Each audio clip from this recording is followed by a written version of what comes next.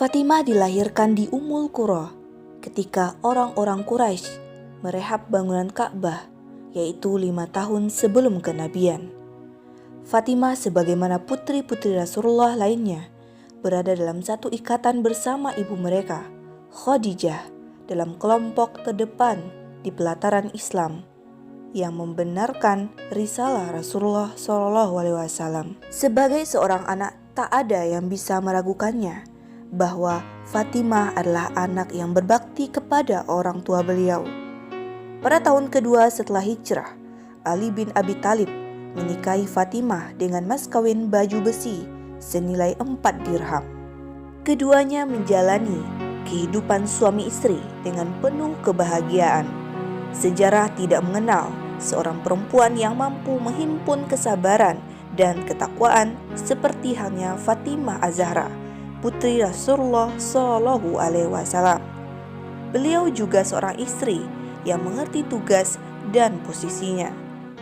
Beliau tidak mengeluh atas peran dan tanggung jawab yang diberikan Allah dan Rasul-Nya atas kaum perempuan, termasuk diri beliau sendiri. Fatimah radhiyallahu anha mengerjakan pekerjaan rumah tangga tanpa bantuan orang lain.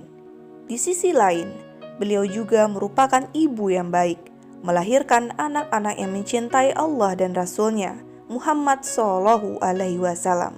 Tak hanya itu, sebagai bagian dari umat Islam, Fatimah pun tidak segan-segan terjun langsung ke medan jihad, melawan musuh-musuh kaum muslimin dan segala bentuk kesesatan yang ada. Dalam perang Uhud ini, Fatimah keluar bersama dengan perempuan-perempuan dari kalangan Muhajirin dan Ansor, sambil mengusung air dan makanan di punggung mereka.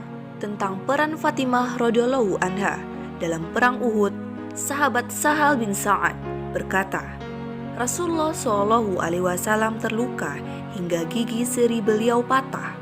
Fatimah binti Rasulullah SAW mencuci darah dan Ali mengalirkan air kepada beliau dengan menggunakan teko. Ketika Fatimah melihat bahwa air itu justru membuat darah semakin deras mengalir, dia mengambil potongan tikar dan membakarnya hingga ia menjadi abu.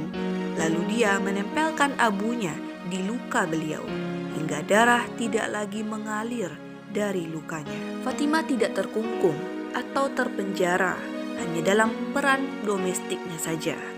Beliau menyadari betul bahwa ia adalah bagian dari umat atau masyarakat Islam yang memiliki andil dan tanggung jawab untuk memajukan dan mengantarkan umat Islam kepada umat yang mulia sebagai umat yang terbaik di muka bumi ini.